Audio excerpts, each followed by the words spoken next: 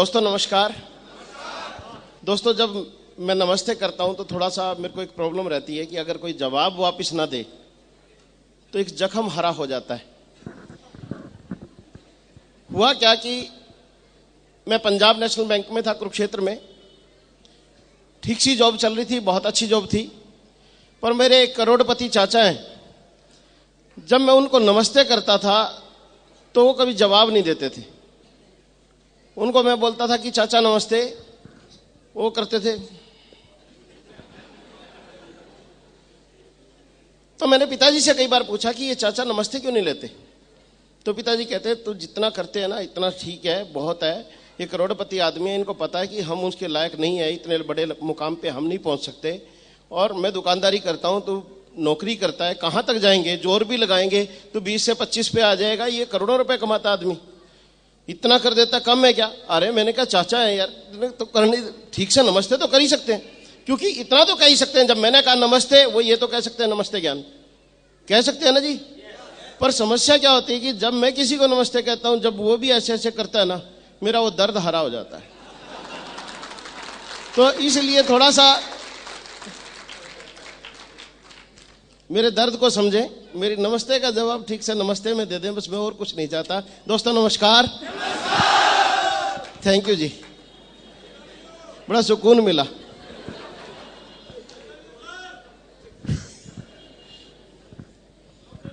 अभी भाई साहब कह रहे हैं आई लव यू, वैसे तो मेरे को कहना चाहिए आई लव यू, ठीक, पर मेरे से हिम्मत नहीं होती, मैं जवानी में नहीं कह सका, बुढ़ापे में क्या कहूंगा।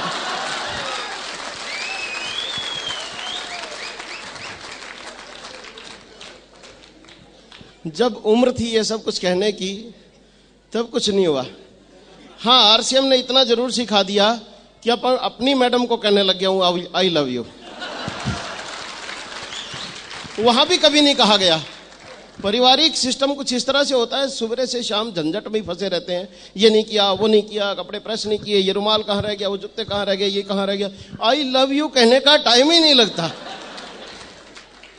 तो ये तो यहाँ स्टेज से जब सुनते रहे, आरसीएम में आए सुनते रहे कि अपनी मैडम को कही आई लव यू, अपने बच्चों को कही आई लव यू, अपनी मम्मी पापा को बोलिए कि I love you, I regard you, तो यहां से समझ में आया यार जिंदगी तो समझी नहीं। अभी लोग बहुत बार बोलते हैं कि आरसीएम में आने से जिंदगी बदल जाती है, जिंदगी बदल जाती है, जिंदगी बदल जाती है, तो बहुत लोगों को गलतफहमी रहती है कि पैसा आ जाता है इसलिए जिंदगी बदल जाती है। दोस्तों मैं ईमानदारी से बताऊं, पैसे से जिंदगी बदल जाती होती तो भिखारियों की बदल जाती, पैसे से जिंदगी बदल जाती हो तो बड़े घटिया घटिया काम कर रहे हैं लोग, उनकी बदल जाती। वास्तव में पैसे से जिंदगी नहीं बदलती, पैसा एक कारण है जिंदगी बदलने के लिए, पर जिंदगी बदलती है संस्कारों से, विचारों से, और वो संस्कार विचार मैंने जो आरसीएम में मिले 43 साल की जिंदगी में बाहर से नहीं मिले।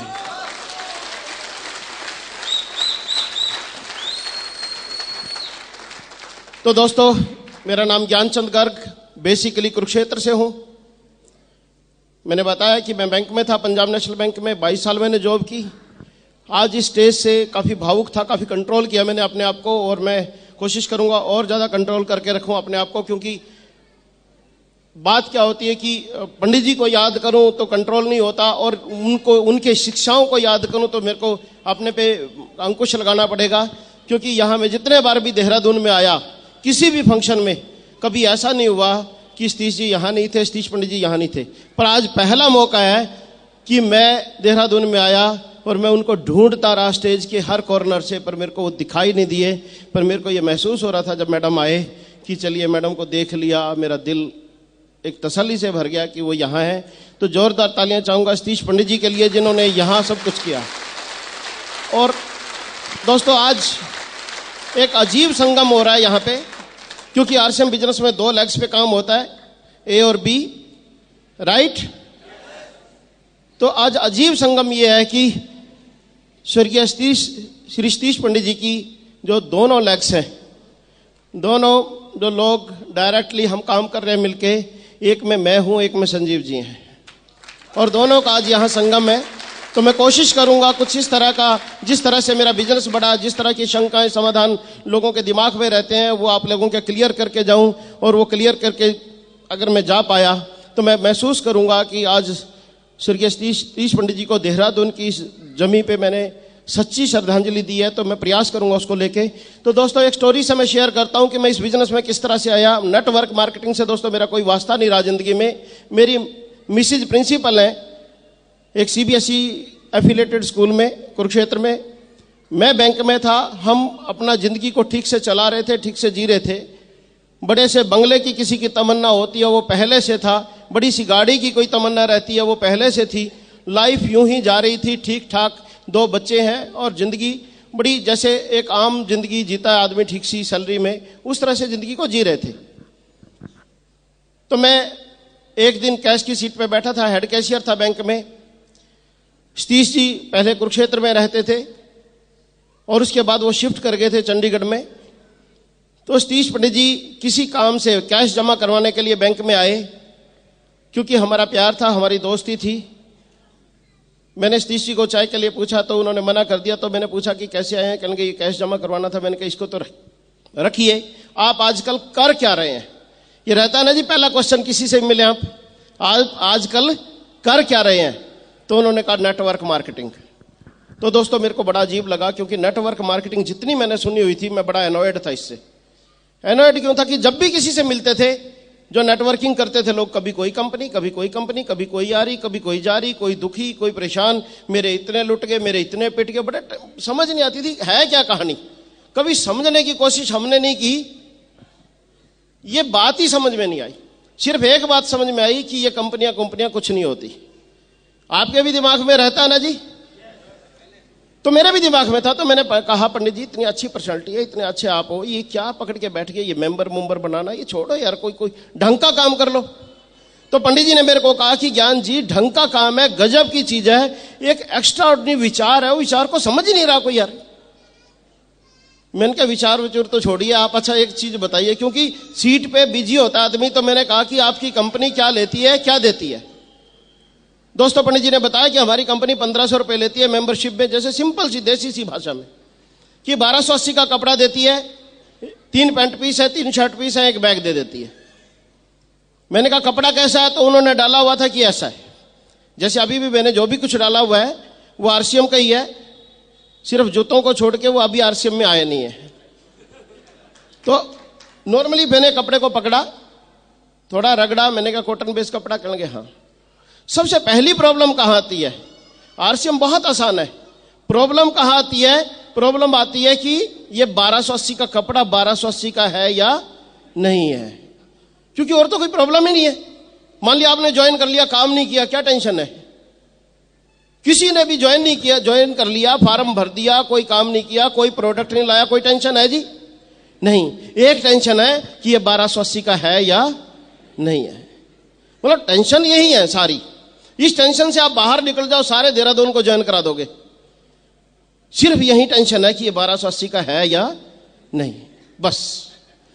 और यहां इसके लिए क्या करेंगे लोग? इसको कपड़े को पकड़ेंगे, किट खोलेंगे, किट दिखाएंगे, खोलेंगे, कपड़े को पकड़ेंगे, रगड़ेंगे, ऐसे ऐसे देखेंगे, पता नहीं कितनी टेक्सटाइल मिलों के मालिक रहे हो, तो क्या ढूंढ क्या रहे हैं? आदत।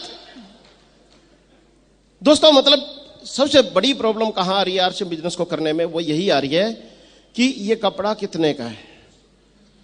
तो मैं उस टेंशन से बाहर रहा, मैंने जानने की बाकी कोशिश ही नहीं की। कपड़ा जरूर देखा, मैंने भी ऐसे रगड़ा, मैंने भी ऐसे देखा उसको, जैसे मैं डॉक्टर हूं कपड़े का, मैंने करा सब कुछ, सब करते हैं।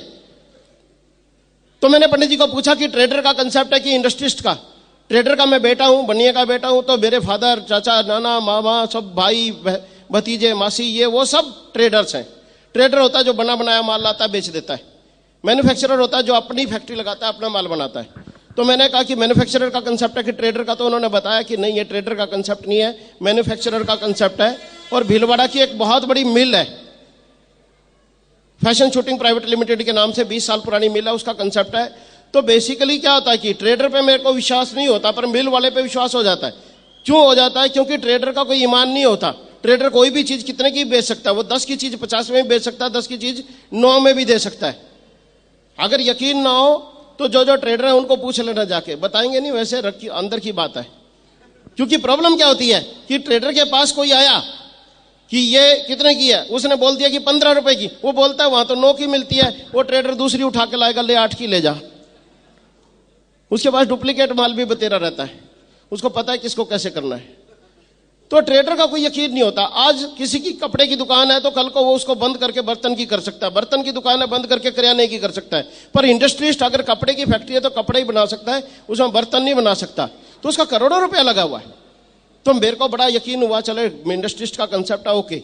मैंने कहा कि काम नहीं करूं तो क्या फायदा है, काम ना करूं तो क्या फायदा है। लोग क्या पूछते हैं, काम करके क्या फायदा, ऐसा पूछते हैं ना? नहीं, ऐसा नहीं पूछते। लोग भी यही पूछते हैं कि काम तो हमारे से होएगा नहीं ज्ञान जी, हमारे से लोगों पे जाया नहीं जाएगा, किसी का कहा नहीं जाएगा, काम नहीं करें तो कोई फायदा तो होता नहीं। तो मेरा भी वही क्वेश्चन था, काम नहीं करें तो क्या फायदा। क्योंकि इंडिया में सबसे ज्यादा जरूरत क्या है? अभी कोई कंपनी आए ये कहे काम नहीं करना पड़ेगा, 1 लाख रुपए दो, 5,000 रुपए महीना देंगे आपको, लोग 1-1 लाख रुपए ऐसे पकड़ा देंगे। हुआ यही है, बस ये कह दे काम नहीं करना पड़ेगा। अब यहां क्या कहा जाता है कि काम करना पड़ेगा। पर मैंने कहा जी काम नहीं करना हो तो क्या फायदा है।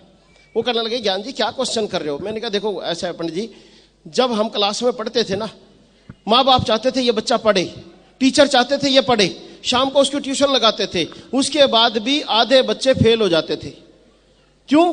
क्योंकि काम करना कोई चाहता ही नहीं। तो पंडित जी ने कहा अच्छा अगर काम नहीं करना पड़ेगा तो एक फायदा है। तो दोस्तों एक प्रोडक्ट होता था सिंगल उस टाइम, आज से 40 महीने पहले आरसीएम में। तो उन्होंने कहा कि अगर काम नहीं करना है तो एक फायदा है कि यहाँ कपड़ा है, कपड़े पे रेट है, रेट पे 20% की कमीशन मिलेगी सारी जिंदगी।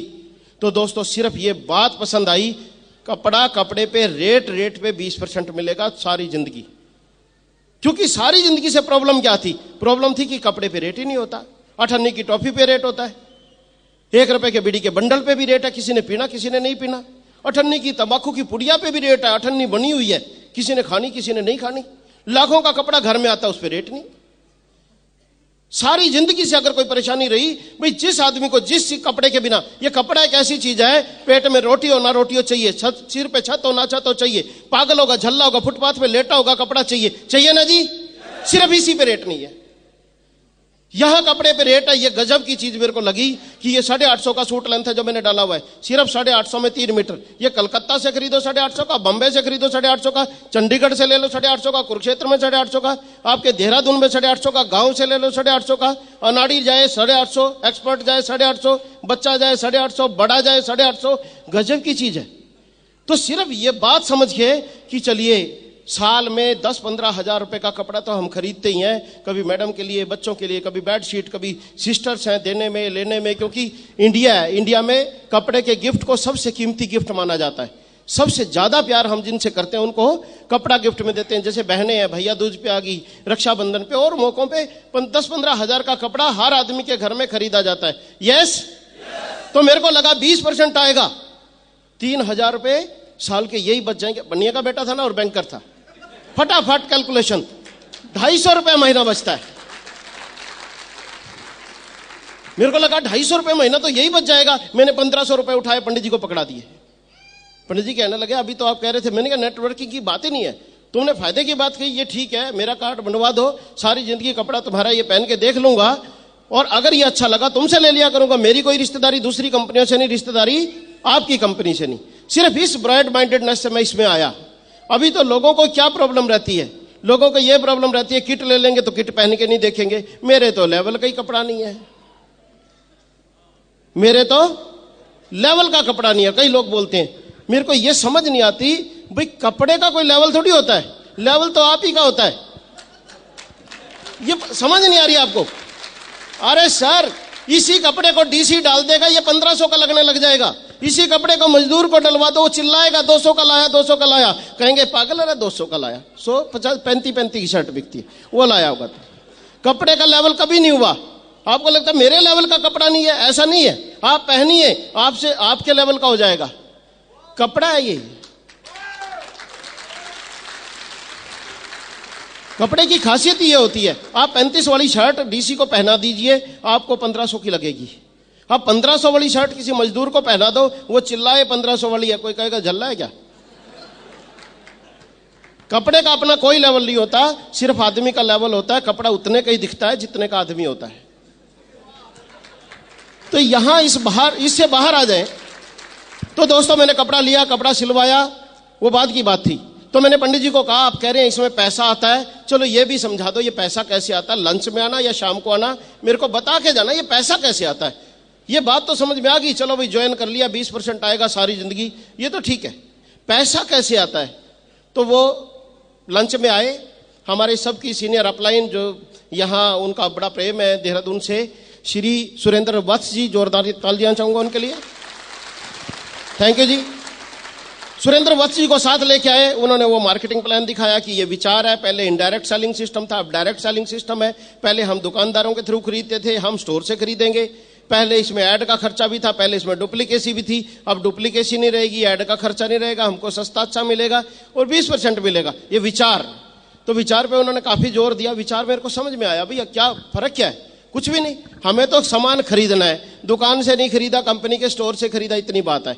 और देहरादून में भी अगर सैमसंग का टीवी खरीदना हो, यहां 20 दुकानों पे मिलता हो और पता लगे देहरादून में सैमसंग का अपना शोरूम भी है, आप किस पे जाना पसंद करेंगे? सैमसंग शोरूम पे ना जी, यस, दुकानों पे नहीं जाएगा आदमी, सैमसंग के शोरूम पे जाएगा। क्यों? वो कंपनी का अपना है।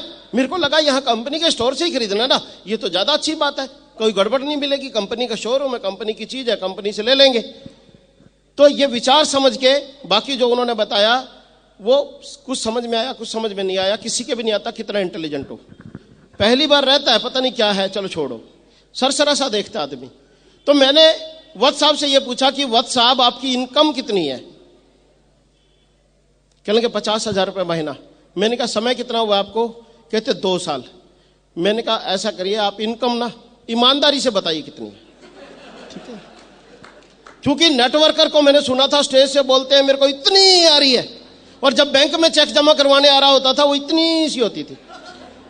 तो मैंने कहा ये नेटवर्कर एंट्रियां लेने के लिए झूठ बोलते फिरते हो यार आप यहां, क्योंकि शुरू में नहीं पता होता कौन कितनी बड़ी शख्सियत है, सिंपल भाषा यूज करता आदमी, बाद में पता लगता है ये कितने बड़े लोग हैं। तो मैंने कहा आप ठीक ठीक बताइए कि आपकी इनकम कितनी है। एंट्री की लालच होता है, एंट्री में सुबह दे चुका हूं, पंडित जी से पूछिए आप। तो कहने लगे नहीं वो मेरे को पता है, आप एंट्री दे चुके हैं। फिर मैंने कहा ईमानदारी से बताओ ना। तो कहने लगे ईमानदारी से बताता हूं ज्ञान जी कि 50,000 रुपये महीना आ रहे हैं। तो दोस्तों 30 साल का यंग लड़का किसी के सामने बैठ के 2 साल बाद 1500 की किट लेके कुछ लोगों को बता के ये बोले कि 50,000 रुपये महीना आ रहे हैं, इतना बड़ा झटका लगा कि बता नहीं सकता आपको। कि मैं 21 साल से बैंक में 10 घंटे रोज पागलों की तरह काम करता हूं, BSc MA BEd किया हुआ है, थ्रू आउट टॉपर हूं। उसके बाद क्या 20,000 रुपये महीना, 19,700 सैलरी ले रहा था मैं उस टाइम में। और सामने 30 साल का यंग लड़का बैठा हो, वो कहता है 1500 की किट ली, 2 साल काम किया, 50,000 रुपये महीना। मैंने 2 मिनट सांस लिया, मैंने कहा ऐसा अगर इसमें 50,000 रुपये महीना ऐसे आ सकता है ना, मेरे को बताओ क्या करना पड़ेगा, मैं देखता हूं इसको। क्योंकि 21 साल में कुछ नहीं बना। तो मैंने कहा मेरे को सिखाओ। कहने लगे पैसा कमाना चाहते हो? मैंने कहा उसको छोड़ो, वो तो जब पैदा होता है आदमी तभी कमाना चाहता है वो। मैंने कहा वो क्वेश्चन ही ना करो आप, बड़ी सी कार है। मैंने कहा वो तो सब सपने होते हैं सर, वो सपने नहीं बात करो, क्योंकि वो सारे दर्द उठाएंगे। फिर सब लेना चाहते हैं बड़ी सी कार, बुरी किसको लगती है जी। तो मैंने कहा वो बताइए, आप छोड़िए, मेरे को सिखाइए। अभी तो प्रॉब्लम क्या है, अभी लोगों को सीखने की जल्दी नहीं है, कमाने की जल्दी है। ज्वाइन करेगा, 2 लोगों को ज्वाइन कराएगा। ज्ञान जी मैंने ज्वाइन करा था, 2 को करवा दिया, अब कितने आएंगे? बहुत जल्दी। ठीक, सारी जिंदगी इतना कुछ कर लिया तब कुछ नहीं आया, तो अभी इतनी जल्दी क्या हो रही है? तो कोई भी चीज है वक्त लेती है। तो उन्होंने कहा कि सीखना चाहते हो? मैंने कहा हाँ मैं सीखना चाहता हूं, मेरे को बताइए क्या करना पड़ेगा। तो बोले कि ये मार्केटिंग प्लान जो है इसको सीखिए, बस ये जड़ है इसकी। तो दोस्तों मैंने कहा अगर यही जड़ है तो इसको दोबारा से फेयर लिख दीजिए, फिर देखते हैं। तो मैंने फेयर लिखवाया। मैं बैंक से गया घर 5:30 बजे। मैंने मैडम को बोला कि चाय पीते हैं और उसके बाद 1 घंटा मेरे को डिस्टर्ब नहीं करना, मेरे को कुछ काम करना है। और 1 घंटा घर जाके दरवाजे बंद करके मैंने मार्केटिंग प्लान के डट्टे मार दिए। जैसे बच्चों का कहते ना, ठीक है, I have many friends, I have many friends, I have many friends. बच्चा बोल बोल क्या करता है ना जी, रट्टे मारता। तो मैंने ये कस्टमर है, ये रिटेलर, ये होलसेलर, ये डीलर, ये सारा रट दिया। तो अभी तो समस्या क्या होती है? समस्या क्या होती है कि हम लोगों को ज्वाइन कराते हैं, हम कहते हैं मार्केटिंग प्लान सीखो, लोग 6-6 महीने बाद तक भी अपनी अपलाइन को फोन लगाते हैं कि भाई साहब कहाँ हो, कि मैं तो शिमला बैठा हूं।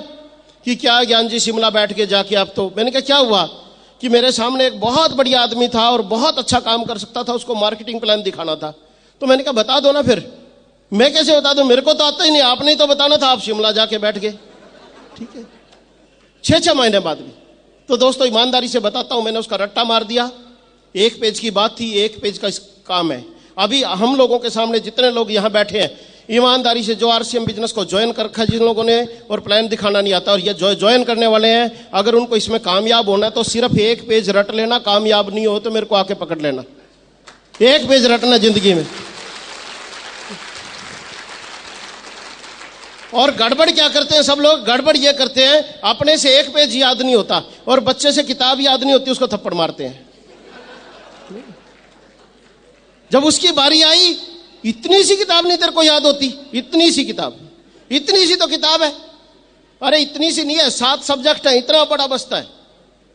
उससे तो इतने बड़े बस्ते में तेरे नंबर कैसे कट गए। जब अपनी बारी आती है 1 पेज की, अपने को 1 पेज याद नहीं आता। तो अगर 1 पेज याद नहीं हो सकता मार्केटिंग प्लान, जिन लोगों को नहीं आता या जिन लोगों से सीखा नहीं जा रहा, पर एक जरूर करना, अपने बच्चों को पढ़ाई के लिए आज के बाद आपने ये संकल्प लेके जाना है, अगर आपको मार्केटिंग प्लान नहीं आता तो उनको पीटना नहीं है।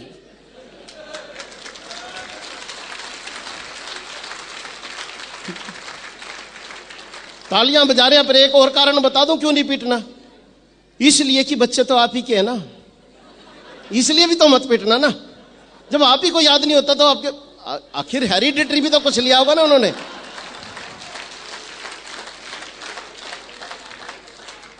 तो मैं 1 घंटे बाद कमरे से बाहर निकला, मैंने पंडित जी को फोन लगाया, पंडित जी कहाँ हो। तो पंडित जी कहने लगे भी मैं तो वापस आ गया चंडीगढ़।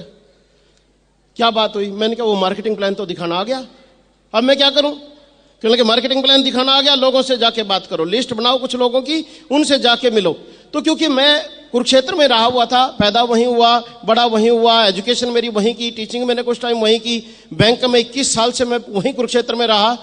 ट्रांसफर होती थी तो थोड़ी आसपास हो जाती थी 20-30 किलोमीटर के दायरे में, पर मेरा रेजिडेंस कुरुक्षेत्र में रहा। मैंने पूरी जिंदगी कुरुक्षेत्र में काटी हुई थी, दुनिया जानती थी मेरे को। तो मेरे को लगा कि लिस्ट लुस्ट बनाने की जरूरत क्या है, चलो ऐसे ही चलते हैं। मैंने किट उठाई, कंधे पे टांगी, स्कूटर उठाया। सबसे पहला कैंडिडेट मेरे को सबसे अच्छा लगा अपने चाचा जी जो टीचर थे, उनके घर गया तो चाची जी गेट पे ही खड़ी थी, उनकी डबल स्टोरी बिल्डिंग थी। मैंने चाची जी से पूछा चाचा जी कहाँ हैं, कहने लगे ऊपर है ज्ञान। क्या बात, कैसे आया था। मैंने कहा चाची ऐसे ऐसे करके, एक्साइटेड कि ऐसे ऐसे करके कंपनी आई है और ऐसे करके उसमें अगर 1500 की किट लेके ये कपड़े मिलते हैं और ज्वाइन हो जाते हैं तो सारी जिंदगी 20% देती है। मैंने बोल दिया एक सांस में। चाची ने मेरे को ऊपर से नीचे तक ऐसे देखा, कहती ज्ञान तू बैंक में नहीं है। मैंने कहा हाँ। तू तो हेड कैशियर है। मैंने कहा हाँ। कहते तूने कपड़े की फेरी शुरू कर ली। कपड़े की फेरी शुरू कर ली। फिर मैंने अपने आप को देखा, भाई फेरी वाला गठरी टांगे रखता है, मैं बैग टांगे हुए था, अंतर यही था। उसकी गठरी में कपड़ा होता है, मेरे बैग में था, काम तो वही था। ऐसे क्वेश्चन का ना मेरे को उम्मीद थी, ना इस बात का कोई अंदेशा भी नहीं होता। आदमी को लगता है 1500 की बात है, कोई भी दे देगा, क्या दिक्कत है। बड़े कॉन्फिडेंस से गया था। तो दोस्तों समस्या क्या होती है, अगर ऐसा क्वेश्चन आपके सामने आ जाए, आप घर बैठ जाएंगे, जाके बैठ जाएंगे ना जी। यस, ऐसा होता है। क्यों, फेरी वाला कहना शुरू कर दिया लोगों ने, पहले ही आदमी ने। तो मैंने चाची को कहा, मैंने कहा चाची ऐसा है, क्योंकि मेरे को जवाब देने की बड़ी आदत इसलिए रही कि मैं जब जवान था, बिल्कुल 16 साल की यंग एज आई, तो मेरे फादर का फाइनेंशियल ब्रेकडाउन हो गया था। हम लोगों ने कंगाली देखी और उस कंगाली में ये देखा कोई किसी का काम नहीं आता, काम आता तो सबसे पहले पैसा काम आता है। और पैसा अगर आपकी जेब में है, पैसे की खासियत अगर आपकी जेब में है तो पैसे की कोई कीमत नहीं होती। अगर पैसा जेब में ना हो तो 10-10 रुपए तरसवा देते हैं आदमी को। यस, अगर पता लग जाए इस दोस्त की जेब में पैसा नहीं है और ये गरीब है और ये पैसा वापस नहीं आएगा, उसने किसी दोस्त से 10 रुपए भी मांग लिए, दोस्त पता क्या बोल देता है, पर्स घर भूल आया 10 रुपए के लिए। तो इसलिए क्योंकि संघर्ष किया हुआ था पहले भी थोड़ा, तो मैंने चाची को कहा कि चाची ऐसा है, मेरे को 5000 रुपए एक्स्ट्रा चाहिए हर महीने, तुम दे दो, मैं फेरी बंद कर देता हूं। चाची कहती है ऐसे थोड़ी दिए जाते हैं। मैंने कहा फिर बोल क्यों रहे हो, मेरे को करने दो। तो मैंने कहा चाची आपका बेटा काम नहीं करता, आप उससे दुखी, मैं काम कर रहा हूं उससे दुखी, किसी से सुखी भी होना सीखो ना। काम करने दो, फेर ही कर रहा हूं, कम से कम आपको तो होम डिलीवरी कपड़े दे रहा हूं ना लाके, कितनी बढ़िया चीज कर रहा हूं। होम डिलीवरी का जमाना, आज तो रोटी मंगा लेते हैं होम डिलीवरी पे लोग। तो खैर मैंने उनको छोड़ा, कहने लगी तू मेरे को बख्श, तू ऊपर जा चाचा से बात कर ले अपने। मैं चाचा जी के पास गया, चाचा जी को मैंने समझाया, वो टीचर थे, बड़ी जल्दी समझ गए कि ज्ञान 1500 का कपड़ा खरीद के यार सारी जिंदगी 20% आता हो, ये तो गजब चीज है, ये तो किसी को भी कह सकते हैं। मैंने कहा चाचा किसी को भी कह दिया तो लखपति बन जाते हैं, कहते हैं लोग यहाँ। तो कहने लगे अगर ऐसी कोई बात है तो ठीक है, फिर सुबेरे मैं बैंक से पैसे निकलवा लाऊंगा और सुबेरे ज्वाइन करते हैं।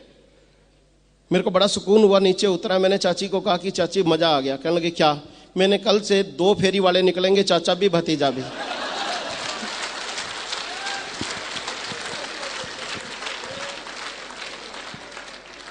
तो वहां से चला, दोस्तों में गया, एक दोस्त को मैंने कहा यार ऐसे ऐसे करके ये कंपनी आई है और ऐसे ऐसे करके ये पैसे देती है। कहता ज्ञान, कहता तू शर्म कर यार, इतनी अच्छी नौकरी पे लगा हुआ है, मैडम तेरी प्रिंसिपल है, कार तेरे पास है, बंगला तेरे पास है, ये क्या पकड़ के बैठ गया? बदनाम हो जाएगा तू। बदनाम हो जाऊंगा? मैं घर कह रहा हूं 1500 के कपड़े लेने हैं, तूने बदनाम क्यों हो जाऊंगा? मैंने बताया ना तू बदनाम हो जाएगा, ये नहीं चलती चलाती कंपनी भाग जाएगी। मैंने कहा भाग जाएगी, ले क्या जाएगी? मैंने बोला ना बदनाम हो जाएगा। मैंने कहा अगर बदनामी वाली बात है तो एक काम कर, तू मैं तेरे पैसे आप भी लौटाता हूं, तू 1500 रुपए दियो मेरे को, 1 मिनट। कहने लगे नहीं मैंने बनना ही नहीं मेंबर। मैंने कहा मेंबर बना ही नहीं रहा मैं तेरे को, तू 1 मिनट 1500 दे। उसने मेरे को 1500 रुपए पकड़ा दिए, मैंने उसको किट पकड़ा दी। मैंने कहा तेरे को फार्म भी नहीं भरता और तू जा, तू बदनाम करके दिखा मेरे को, तेरा मैं फार्म भी नहीं भरता और पकड़ अपनी किट, मैं पैसे भी नहीं देता, तू बदनाम करके दिखा मेरे को। क्या बदनाम करेगा? दोस्तों में जाएगा, रिश्तेदारों में जाएगा, यही कहेगा ना ज्ञान ने 1500 रुपए में ये कपड़े दे दिए, मतलब तू कहेगा क्या? ठीक। तो मैंने कहा तू ज्यादा से ज्यादा क्या कह सकता? ज्ञान ने ठगी करवा दी। अरे अगर ज्ञान लुटा हुआ है, तेरा दोस्त है, तू भी 200-400 में लुट गया तो क्या आफत आ गई? फिर तो तेरा दोस्त है, ठीक है ना। तो कहने लगा नहीं, वो चुप हो गया। तो मैंने कहा क्या करूं? कहने लगा फिर फार्म भर ले। तो इस तरह से आपका कॉन्फिडेंस होना चाहिए। क्या होता है कि हमारा कॉन्फिडेंस नहीं होता, हमें यह लग रहा होता जैसे ठगी होगी, ठगी कर रहे हैं। जब आपके अंदर ही चोर होगा तो काम नहीं होता। हम लोगों के साथ समस्या क्या है? समस्या यह है कि एक्सीलेटर पे पैर रखेंगे, ब्रेक को दबाए रखेंगे, भाई कहीं खड्ड में ना गिर जाए। ब्रेक भी दबा लो, हैंड ब्रेक भी दबा लो, एक्सीलेटर भी दबाओ, फिर गाड़ी चल नहीं रही, कैसे चलेगी? अगर चलेगी भी तो गर्म हो जाएगी, इंजन गर्म हो जाएगा, खराब हो जाएगी। और आधे से ज्यादा लोगों की गाड़ी इसीलिए खराब है, अंदर शक, बाहर आरसीएम लखपति बना देगा। ठीक, बोलेंगे भी तो करोड़पति तक बोल जाते हैं कई लोग। फिर वो सामने वाला ऊपर नीचे देखता है, अच्छा तू बना नहीं, अच्छा तू बन जाएगा, मेरे भी 10 फार्म भर ले जाइए, तू जा यहां से। हम विचार नहीं बता रहे, हम क्या कर रहे हैं? करोड़पति बन जाएंगे, आप विचार तो बताइए सर। जाके मार्केटिंग प्लान हम दिखाते ही नहीं, हम क्लियर विचार ही नहीं बताते। तू मेरा मेंबर बन जा, दोस्त पे जाएंगे, तेरे को तेनू मेंबर बनाना है। मैं वो कहेगा किस चीज का? मैं और 10 देंगे, 1500 रुपये लेने हैं तेरे को। वो कहना किस चीज के 1500? और 10 देंगे भैया, तेरा दोस्त है, कोई गलत नहीं लगवा रहा, 1500 ही लगवा रहे हैं, तेनू मेंबर बनाना है पक्का। मेरे नाल आरसीएम का मेंबर, वो आरसीएम क्या? वो 10 देंगे तेनू, आरसीएम का मेंबर बनाना है। इस तरह बोलते हैं मेंबर बनाना जिस तरह पार्लियामेंट का मेंबर बनाना हो, 1500 रुपए में तेरे को मेंबर बनाना है। आप विचार तो बताइए लोगों में जाके। लोग ज्वाइन होते हैं सर, काम करते हैं लोग समझते हैं, लोग बेवकूफ नहीं है। इतनी अवेयरनेस है, इतने एजुकेशन है इस टाइम, एजुकेटेड लोग हैं। आप बताइए indirect selling system, direct selling system, वो नहीं बताते। मेंबर बनाना है तो मैंने मार्केटिंग प्लान दिखाता, मैंने बिना मार्केटिंग प्लान के किसी को ज्वाइन नहीं कराया आज तक, सबको बताता हूं। किसी ने हाँ की तो ठीक, ना की तो ठीक। तो दोस्तों में गया, कुछ लोगों ने हाँ भी की, कुछ ने ना भी की। ओके, ना की तो मेरे को उससे कोई लेना देना नहीं था, मेरा विचार है, मैंने बताया। हम लोग इरिटेट हो जाते हैं, तो मेरे कहने से 1500 नहीं दे सकता, ये कहने की जरूरत ही नहीं है, उसकी मर्जी, आप बताइए सही, बस आपका काम है बताना। तो मैं दोस्तों में चलता रहा ऐसे। कुछ दिन में चला तो मैडम ने मेरे को कहना शुरू कर दिया कि आप क्या कर रहे हैं ये। मैंने कहा क्या हुआ? कहने लगे पेरेंट्स आते हैं घर में, आप तो किसी के भी घर चले जाते हो, आपको तो पता नहीं किसके बच्चे पढ़ रहे हैं स्कूल में। पेरेंट्स घर में आते हैं और वो बार बार बोलते हैं कि प्रिंसिपल का घर वाला कपड़े बेचता फिरता, ये कोई अच्छी बात है? तो ये नया क्वेश्चन खड़ा हो गया मेरे सामने, ये शुरू शुरू में अजीब अजीब क्वेश्चन आएंगे आपके सामने कि प्रिंसिपल का घरवाला कपड़े बेचता फिर तो अच्छा लगता है क्या? मैंने कहा मैडम इतनी कंपनी आई कपड़े उतार लेगी लोगों के, हम तो पहना रहे हैं आपको, वो भी बुरा लग रहा है?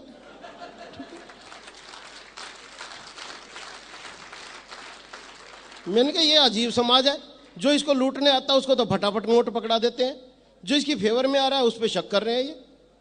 मैंने कहा कोई बात नहीं, कहने दो लोगों को, ऐसे ही कहते रहते हैं गलत कर रहा हूं मैं। कहने लगे नहीं गलत तो नहीं कर रहे हो। मैंने कहा फिर करने दो। तो कुछ दिन बाद, महीने बाद फिर जब अवरोध प्रतिरोध बहुत हुए, सारे परिवार में से कोई नहीं बना, कोई ज्वाइन नहीं हुआ, कोई रिश्तेदार ज्वाइन नहीं हुआ। कहने लगे 1500 रुपये लगा के ऐसे कपड़े पैसे आते हैं क्या?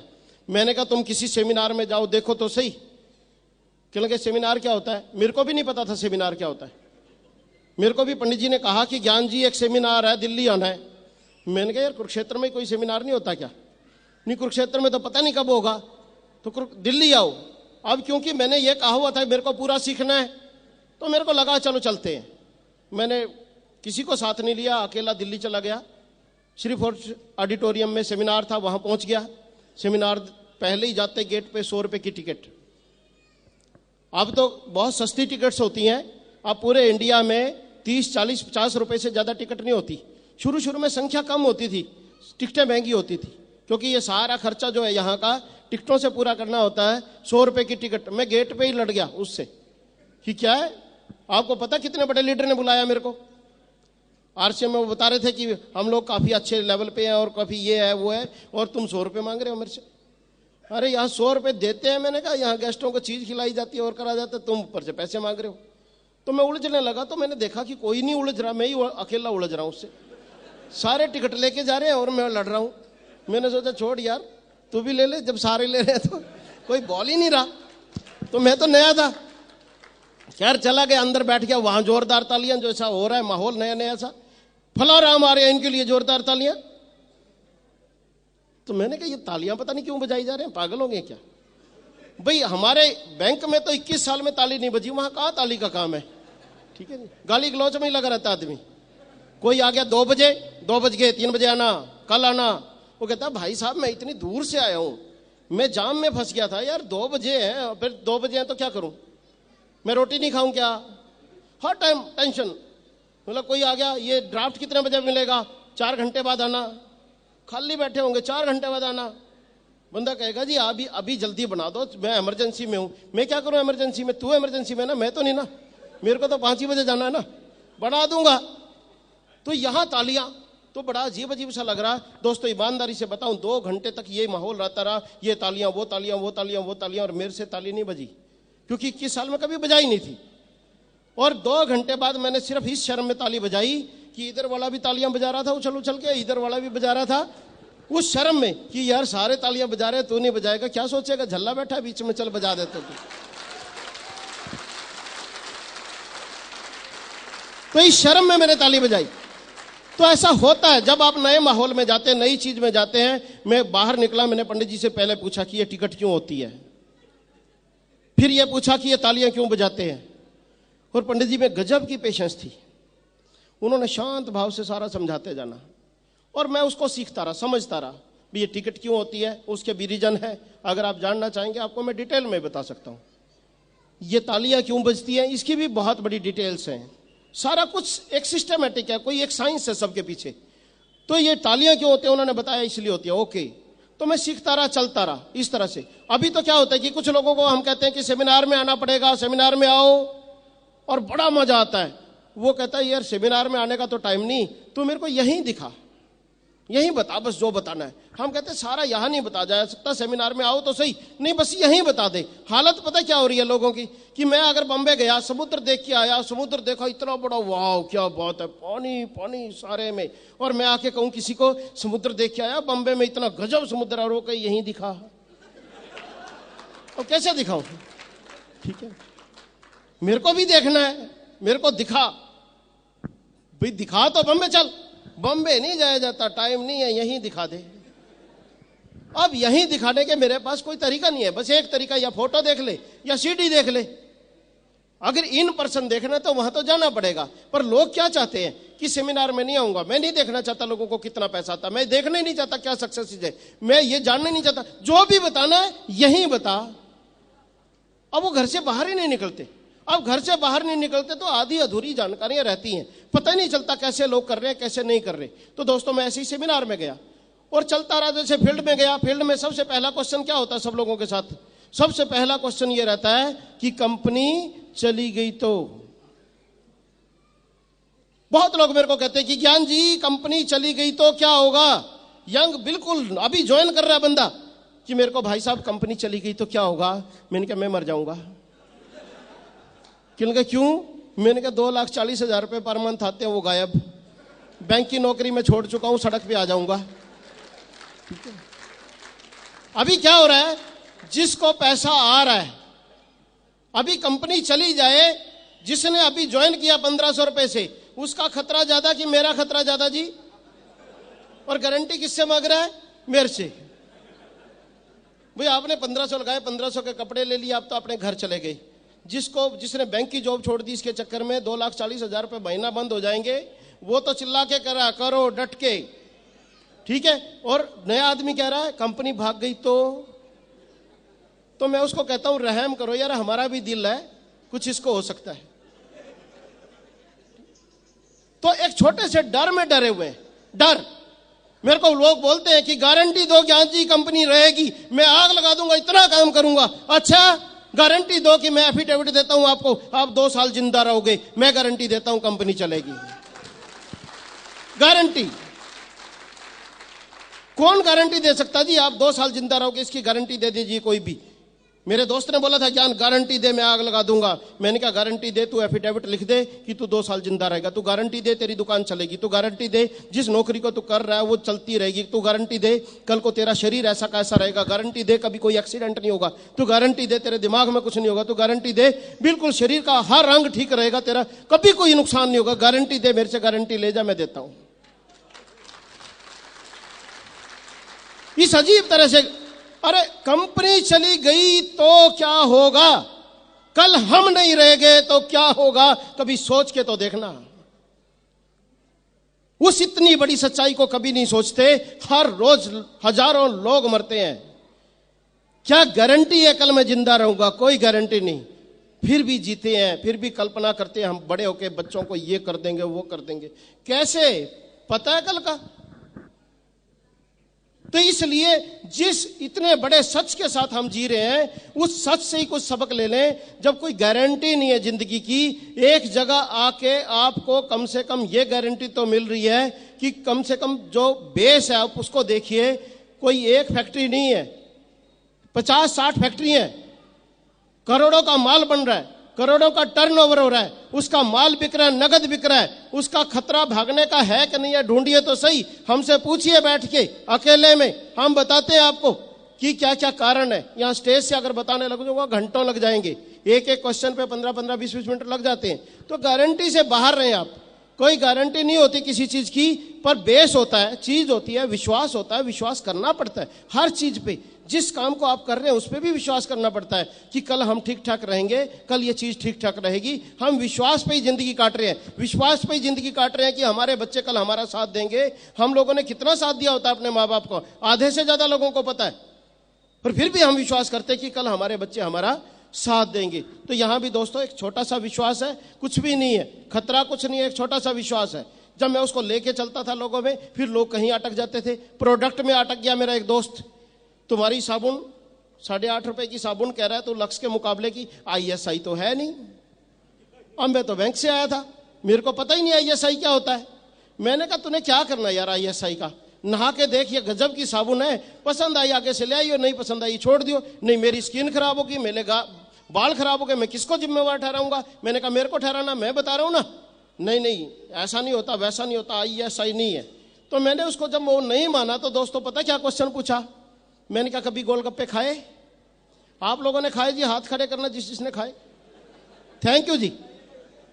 मैंने कहा गोलगप्पे खाए? कहता खाए। मैंने कहा उस पे ISI पढ़ा कभी? नहीं? अरे मैंने कहा जिसको खा के फूड पॉइजनिंग हो सकती है, तू मर सकता है, उसका तो ISI चेक नहीं करता। जिसने नहा के नाली में बह जाना उसका ISI ढूंढ रहा है। तू रहने दे यार, मैं तेरे को नहीं बनाता, कहीं और देखूंगा। तो जब मैं उठ के चलने लगा उसने मेरी बाजू पकड़ी, कहता फरले फार्म, मेरे क्वेश्चन क्लियर हो गए। छोटा सा क्वेश्चन है, कुछ नहीं है। अभी मेरा एक दोस्त, कुछ महीने डेढ़ महीने पुरानी बात है, एक कहने लगा ज्ञान तूने कहा था वो साबुन इतनी है, और मैं घर में लेके गया, मेरे को डांट पड़वा दी। मैंने कहा क्या हुआ? कि तेरी भाभी कहने लगी बड़ी बेकार साबुन है, ये कहां से उठा लाए? मैंने कहा बेकार बताई उन्होंने? कहते हाँ। कौन सी साबुन यूज करते? कहते लक्स। मैंने कहा अच्छा बात सुन, एक मिनट देख तमाशा तेरे को दिखाते हैं। मैंने उसको बुलाया, बैठे हम दोनों, हमने एक आरसीएम की साबुन ली, ब्लेड से उसको खुरच दिया ऊपर से नाम आरसीएम का, और एक लक्स मंगवाई हमने। लक्स में से लक्स डाल के निकाल के मैंने जेब में डाल ली, और उसके रैपर में वो आरसीएम की साबुन डाल दी और चिपका के मैंने कहा इसको घर रख और बताना कुछ नहीं, भाई मैं लक्स ही ले आया हूं, तुम लक्स के लक्स कह रहे थे, लक्स ले आया हूं, और जिस दिन वो यूज हो उस दिन का इंतजार करना, उस दिन बात करना। तो जिस दिन वो यूज हुई, एक दिन तो यूज होनी थी, यूज हुई तो उसने अपनी मैडम से पूछा कैसी लगी साबुन? कहते लक्स तो लक्स ही है, क्या बात है लक्स की।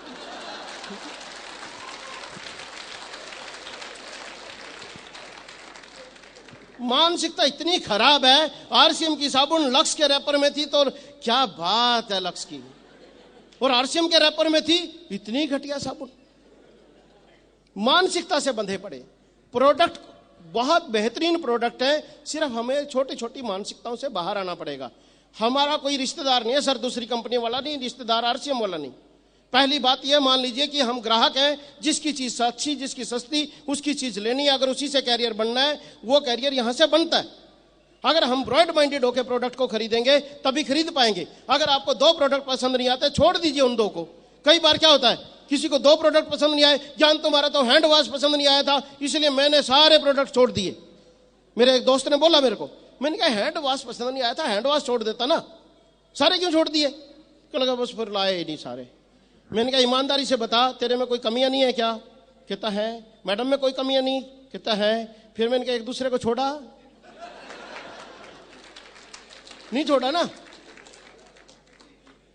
अरे कमियां सब में होती हैं, हम एक दो कमी के पीछे छोड़ दें किसी चीज को, 100 गुणों की कदर करना सीख लेना, एक दो अवगुण के पीछे डंडा लेके पड़े रहते हैं।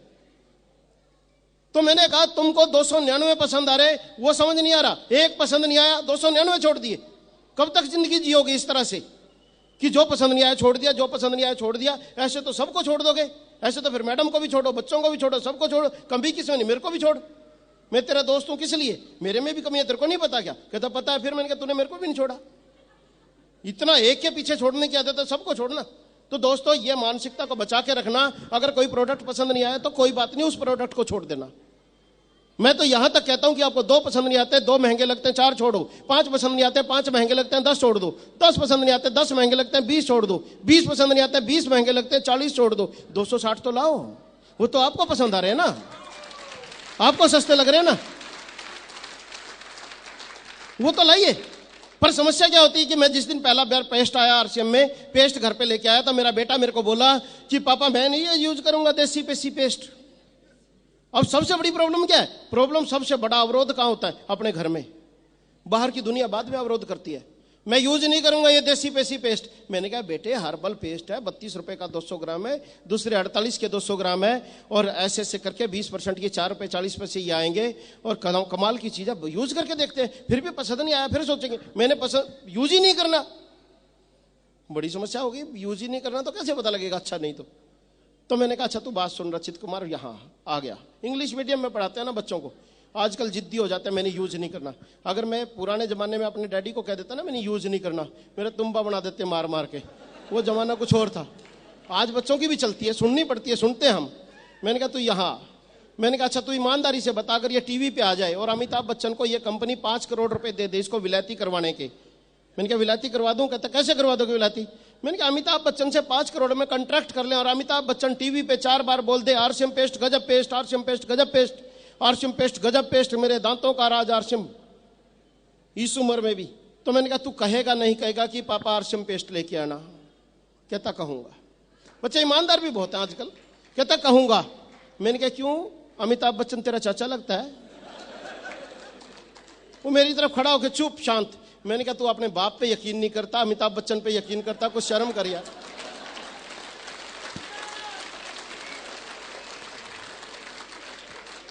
तो कहता पापा छोड़ दो, कोई नहीं, मैं कल यूज करके देखूंगा पक्का। हमारी समस्या क्या हो रही है? हमें अपने दोस्तों पे यकीन नहीं, अपने भाई पे यकीन नहीं, अपनी बीवी पे यकीन नहीं, किसी बीवी को अपने हस्बैंड पे यकीन नहीं, रिश्तेदारों पे यकीन नहीं, अमिताभ बच्चन पे यकीन, ऐश्वर्या राय पे यकीन, माधुरी दीक्षित पे यकीन। वो शाहरुख खान है, बोतल ले बीन बजा रहा है, मदारी की ड्रेस में, बोतलें उसके पीछे पीछे चल रही हैं पेप्सी की। मतलब एक आम इंसान, उसने एक्टिंग सीखी, एक्टर बना, दिल्ली चला, बॉम्बे चला गया और वो बीन बजाता है, बोतलें उसके पीछे चलती हैं। हम सजीव लोगों को नहीं चला पा रहे अपने पीछे। लोगों को क्या है, सिर्फ ये टीवी पे बोल दो एक बार, फिर क्या घुस जाएगा, 16 रुपए और घुस जाएंगे, फिर यकीन हो जाएगा ये आप विलायती हो गया। तो मैंने अपने बेटे को इस तरह से समझाया, क्या करें, इसी तरह से समझाना पड़ता है। अब सेमिनार में आते हैं, हम लोग आप लोगों को बता रहे हैं। एक बंदा पता क्या बोला है, सेमिनार में तुम पता क्या कर रहे हो? मैंने कहा क्या? भड़का रहे हो लोगों को। मैंने कहा क्या भड़का रहे हैं?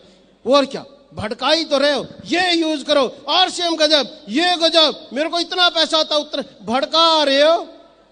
मैंने कहा भड़का नहीं रहे, तेरे को समझ नहीं आ रहा, हम जगा रहे हैं, भड़का थोड़ी रहे, हम जगा रहे हैं कि इस तरह से करके आपकी जिंदगी खूबसूरत हो सकती है, इस इस प्रोडक्ट को यूज करके आपको बेहतरीन जिंदगी जी जा सकती है। आरसीएम को क्या फर्क पड़ता है? आज आरसीएम बंद हो जाए, ऐसी सैकड़ों कंपनियां बंद हो जाए, उसकी रोटी थोड़ी बंद हो जाएगी। वो तो इंडस्ट्रिस्ट है, वो तो दूसरे रास्ते से बेच लेगा, उसको कोई फर्क नहीं पड़ता। सर समझिए आप, हमको फर्क पड़ता है। लोगों को लगता है कि कंपनी के लिए हम काम कर रहे हैं, बहुत से लीडर्स को भी लगता है कंपनी क्या कमा रही है, कंपनी के लिए काम कर रहे हैं। कंपनी के लिए काम नहीं कर रहे हैं हम।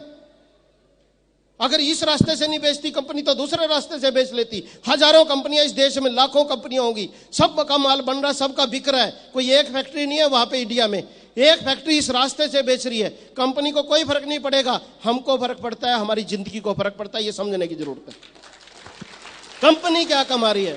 अरे कंपनी क्या कमा रही है वो छोड़िए, हम क्या कमाएंगे ये ढूंढिए ना। मैं किसी दोस्त के पास गया, मैंने कहा दोस्त ऐसे ऐसे करके तेरे फायदे की बात बता रहा है। छोड़ ना, तू मेरे फायदे की बात बता रहा है। मैंने कहा क्यों? तू तो अपने लिए पैर पीट रहा है। कहते हैं ना जी दोस्त, अपने लिए आया है, कहते हैं यस। मैंने भी बोला, मैंने कहा वाकई मैं अपने लिए आया हूं, मेरे को अगर फायदा नहीं होता तो मैं क्यों आता, मेरे को फायदा नहीं होता तो मैं क्यों आता। पर दोस्त तू आरसीएम को ज्वाइन करेगा, 500 रुपए का सामान लाएगा, तेरे को 20% 100 रुपए बचेंगे, मेरे को 1% आएगा 5 रुपए। मैं अपने 5 रुपए के लिए आया हूं, तू 100 रुपए के लिए कर सकता है? नहीं कर सकता। यह भी समझाना पड़ता है लोगों को। भाई अगर आपका 100 का फायदा करवा के मेरे को 5 रुपए बच जाए, आपको क्या दर्द है उस बात का? पर उसका भी दर्द। मैंने कहा ये बात ठीक है नहीं ठीक है, उस दोस्त को बोला, कहते ये तो ठीक है। मैंने कहा नहीं ठीक हो तो अपने घर राजी, मैं अपने घर राजी। ठीक है तो कर ज्वाइन। तो करते हैं लोग। हम बात नहीं बता पा रहे, हम दोस्तों में जाएं बात बताएं। प्रॉब्लम कहां आ रही है? प्रॉब्लम यह आ रही है कि लोग क्या कहेंगे, ईगो। दोस्तों इस ईगो से बाहर आ जाना। जिसको लगता हो अभी यहां भीड़ में कोई भी बैठे हो, इस ग्रुप में कोई भी बैठे हो, इस पंडाल में कोई भी बैठे हो, कितने बड़े ऑफिसर्स हो, आप इस ईगो से बाहर आ जाना। ये ईगो बड़ी खतरनाक चीज है। ये जिंदगी है, 10 सेकंड में ग्रामर बदल जाती है। मैंने पीछे एक पंजाब में एसपी को ज्वाइन करवाया। एसपी साहब ने मेरे को पता क्या बोला, कहता ज्ञान जी सानू भी लोड़ है इस कंसेप्ट की। मैंने कहा जी बहुत जरूरत है आपको इस कंसेप्ट की। मेरे को पता है, मैंने कहा आप किसी को एक झटका आंख भी दिखा दो 50,000 रुपए दे देगा, आप क्योंकि एसपी हो। पर मैंने कहा कि आप रोज देखते हो मुठभेड़ें होती हैं पुलिस वालों की। अगर रात को किसी मुठभेड़ में आप दुनिया में नहीं रहे, सुबेरे आपके बच्चे एसपी के बच्चे नहीं रहेंगे। रहेंगे जी? नहीं रहते। वो मैंने कहा उसी के बच्चे हो जाएंगे जो मैडम करेंगी। अगर आपकी मैडम ऑफिसर होंगी तो ऑफिसर के बच्चे होंगे, डॉक्टर होंगी तो डॉक्टर के बच्चे होंगे। अगर वो कोई छोटा काम करेंगी तो छोटे काम वाली के बच्चे हो जाएंगे, वो एसपी के बच्चे नहीं रहेंगे। यस मैंने कहा आप गलतफहमी में नहीं रहना। 10 सेकंड में ग्रामर बदल जाती है जिंदगी की, 10 सेकंड में सारे परिवार की ग्रामर बदल जाती है। अगर आप उसको महसूस कर सकते हैं तो इसको ज्वाइन करें। करना क्या है, प्रोडक्ट ही तो लाना। प्रोडक्ट तो पहले भी ला रहे हैं ना। अगर एक प्रोडक्ट चेंज करके जिंदगी बदल जाती हो तो क्या बुराई है? तो एसपी साहब को लगा, क्योंकि इंटेलिजेंट लोग होते हैं, आईपीएस आदमी है वो, सामने कोई यारा गैर आदमी नहीं बैठा। उसने कहा यार ये तो बात ठीक है, पर मैं कितना करांगा। मैंने कहा वो बाद में बताएंगे, पहले आप ज्वाइन करो। वो ज्वाइन कर गए, वो ज्वाइन करके काम कर रहे हैं। काम भी बताते हैं फिर हम। आप पूछिए तो सही कि मैं एसपी हूं, मैं कैसे काम करूं, हम बताएंगे ना कैसे काम करें। आप पहले ही बता देते हो मैं तो ऑफिसर हूं, मैं तो नहीं कर सकता। अब जब कर ही नहीं सकते तो क्या बताऊं, मैं नहीं कर सकता तो नहीं सही, फिर आगे देखते हैं किसी पे जाएंगे। मेरे पास तो टाइम ही नहीं है, मैं नहीं कर सकता। भाई टाइम नहीं है, मैं नहीं कर सकता, तो चलते हैं हम आगे। अब ये पूछिए कि मेरे पास टाइम नहीं है, मैं कैसे कर सकता हूं, तब तो हम बताएं। आप पहले इतनी बड़ी दीवार खड़ी कर देते हो, मेरे पास तो टाइम ही नहीं है, मैं तो नहीं कर सकता। आप पूछिए मेरे पास टाइम नहीं है, मैं नहीं कर सकता, मैं अनपढ़ हूं, मैं नहीं कर सकता, मैं लेडी हूं, मैं घर से बाहर कभी नहीं निकली, मैं कैसे कर सकती हूं, ये पूछिए। मैं अनपढ़ हूं, मैं कैसे कर सकता हूं, ये पूछिए। मेरे पास टाइम नहीं है, मैं कैसे कर सकता हूं, ये पूछिए। मैं बहुत बड़ा करोड़पति आदमी हूं, इस बात के लिए लोगों को कैसे कहूंगा, पूछिए तो सही हमसे। हम बताते हैं ना, यही तो सिखाते हैं हम कि आप कैसे कर सकते हैं। आप ये कहते हैं मैं कर ही नहीं सकता, फिर क्या बताएं कैसे कर सकते हैं। पूछिए आप कि आप कैसे कर सकते हैं, हम बताएंगे कि कैसे कर सकते हैं। आप जाइए लोगों में, आप बताइए एक एक को। नहीं करेंगे ना करें, नहीं आप कामयाब होंगे ना हो, आप बताइए तो सही। एक विचार लेके तो चलिए तो सही, विश्वास तो रखिए, आस्था तो रखिए। यहां तो दुनिया भर के एग्जाम्पल है, लोग लाखों रुपए कमा रहे हैं। और नहीं तो आप भगत सिंह को सोचो, आजादी के लिए देश पे कुर्बान हो गया, पता नहीं मिलेगी, किसी के पास आई नहीं थी, फिर भी यकीन किया कि आएगी। माफी मांग करके छूट सकता था, फिर भी यकीन किया कि हमारी शहादत से लोग जागेंगे। कितना बड़ा विश्वास था उन लोगों का। एक आईसीएस ऑफिसर सुभाष चंद्र बोस इस देश पे कुर्बान हो गया, क्यों? कि शायद आजादी आएगी। आई नहीं थी किसी के पास, यहां तो कामयाबी आ रही है लोगों के पास। लोग चिल्ला चिल्ला के बोल रहे हैं कि मैं 20,000 रुपये महीना कमाता था, 2.5 लाख रुपए महीना कमा रहा हूं, सिर्फ एक काम करके, प्रोडक्ट बदल के। आप तब भी नहीं जाग रहे। जागिए, कोशिश करिए, अपने आप को जगाइए कि अगर इस तरह से जिंदगी बदल जाती है तो कोशिश करके देखते हैं। पर लोग छेड़ देते हैं, ज्ञान जी बन जाओगे लखपति। अरे मैंने कहा अपने बच्चों को पढ़ा रहे हो? हाँ। आईएएस की तैयारी करवा रहा? हाँ। बन जाएगा आईएएस? पता नहीं। फिर मैंने कहा मेरे को भी नहीं पता, जो पता नहीं। अरे आईएएस का पेपर 3 लाख लोग देते हैं, 600 लोग सेलेक्ट होते हैं, 2,99,000 लोग फेल हो जाते हैं, तब भी फिर अगले साल कोशिश करते हैं, फिर अगले साल कोशिश करते हैं। क्यों? पता है आईएएस बनने का क्या मतलब है। करते हैं ना जी? यस। पर यह आरसीएम करने लगेंगे, पता नहीं होएगा, नहीं होएगा। और नहीं होएगा ना होए, कोशिश तो करके देखिए ना। हम तो कोशिश ही नहीं करके देख रहे। आप जाके तो देखिए ना, लोग जाके ही नहीं देखते, बनता ही नहीं कोई। मेरे को लोग कह देते हैं मेरे से तो नहीं कोई बनता। मैंने कहा अपनी गुडविल चेक करो भाई, अगर कोई आप पे यकीन ही नहीं कर रहा तो आप क्या गड़बड़ हो रही है। सच में आपको ज्यादा गड़बड़ लगने लगी क्या? घबराना नहीं। पर ईमानदारी से बताऊं, जिससे कोई नहीं बनता तो अपनी गुडविल चेक करना, कहां गुडविल में गड़बड़ है। अगर गुडविल ठीक होगी तो लोग बनते हैं। क्यों नहीं बनते लोग क्यों नहीं यकीन कर रहे? एक पहला कारण होता है कि आप यकीन नहीं करें। तो आज से इस हाल में ये संकल्प लेके जाएं, मेरा चले मेरा नहीं चले, लोग जुड़ें लोग ना जुड़ें, लोग ना करें लोग हाँ करें। मैंने इस विचार को समझना है, इस विचार को पकड़ना है, इस विचार को लेके चलना है। आप विचार को लेके चलते रहेंगे, आपको मैं आप पूरे विश्वास से अपने दिल पे और आत्मा पे हाथ रख के ये विश्वास दिला के जाना चाहता हूं यहां से। जितने लोग यहां आए हैं उनके घरों में वो इनकम, वो सुख, वो सुकून, वो आनंद आएगा कि आप याद करेंगे। आप जाएं समाज में, आज के बाद आप जाएं तो सही। तो दोस्तों आज ये संकल्प लेके जाएं कि आरसीएम के प्रोडक्ट यूज करके देखेंगे, यूज करके देखेंगे, कह रहा हूं मैं, यूज करके देखेंगे। जो पसंद आएंगे वो सारी जिंदगी लाएंगे।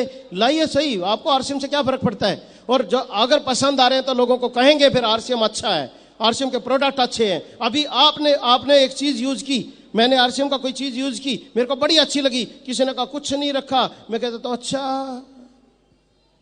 आप कहिए क्यों नहीं रखा कुछ, मैं यूज करता हूं उसको, गजब की चीज है, कहिए तो सही। हम गजब की चीज कहते हैं। अरे अच्छे को अच्छा कहने में भी कोई दिक्कत है क्या? पर समस्या दिक्कत है जी, अच्छे को अच्छा ही कहने की तो दिक्कत है, अच्छे को बुरा कहने की आदत है। मैं आप सबको बताना चाहता हूं कि बुरे को बुरा भी नहीं कह सकते आप, पर अच्छे को बुरा कह सकते हैं। क्योंकि बुरे को बुरा कहा ना, ये गुंडा है, उंगली पकड़ के गर्दन काट देगा, ये भी नहीं कह सकते गुंडा है। पर अच्छे लोगों को समस्या क्या है? अच्छे लोगों को यह समस्या है, भाई साहब मेरे को पैसे की जरूरत नहीं है। मैं अच्छे लोगों के घरों में जाता हूं, भाई साहब मैं तो बहुत अच्छा आदमी हूं, मेरे को पैसे की जरूरत नहीं है। ये समाज इस बात को ही नहीं समझ पाया कि जरूरत ही अच्छे आदमी को पैसे की है। और बुरा आदमी बुराइयां कर रहा है, स्मगलर, वो कहता है मेरे को पैसे की जरूरत है। छोटा राजन कहता है पैसे की जरूरत है, दाऊद कहता है मेरे को पैसे की जरूरत है, गलत गलत लोग कहते हैं पैसे की जरूरत है, स्मगलर सारे दिन काम करता है, चोर डाकू सारा दिन काम कर रहा है, अच्छा आदमी पड़ा रजाई में सोता है, मेरे को पैसे की जरूरत नहीं। और फिर कहता है समाज में बड़ी बुराइयां फैल रही हैं, तो फैलेंगी ना। ये समाज अच्छे लोगों की इनएक्टिविटी की वजह से खराब हो रहा है। अच्छे लोग रजाई में पड़े रहते हैं, फिर बोलते हैं हम तो बड़े अच्छे आदमी हैं। खाना पीना सोना मर जाना ये अच्छेपन की निशानी है बस। तो अगर आप अच्छे हैं तो अच्छाई को फैलाइए, अगर आप अच्छे हैं तो अच्छा कहना सीखिए, अगर आप अच्छे हैं प्रोडक्ट यूज करिए, अगर वो अच्छे हैं तो फिर अच्छों को अच्छा कहिए, सही को सही कहिए, सही को सही कहने की आदत डालना और सही को सिद्ध करके दिखाना, इतना काम हम लोगों का है। बाकी एक शेर के साथ जो पंडित जी कहा करते थे, अब मैं उनके बाद कभी कभी बोल लेता हूं क्योंकि स्टेज पे हूं। तो ये मिजाजे खामोशी तुम्हें जीने न देगी, ये मिजाजे खामोशी तुम्हें जीने न देगी, इस दौर में जीना है तो